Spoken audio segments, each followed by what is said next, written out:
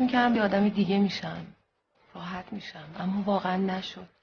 این گذشتم دست از سرم بر نمیداره، راحتم نمیذاره. زندگیه، باید قوی باشی تا بتونی دوام بری. خسته شدم از خودم، از آدمای دور و برم، از همه چی خسته شدم. هرچند پیر و خسته دل و ناتوان شد، هرگه که یاد روی تو کردم.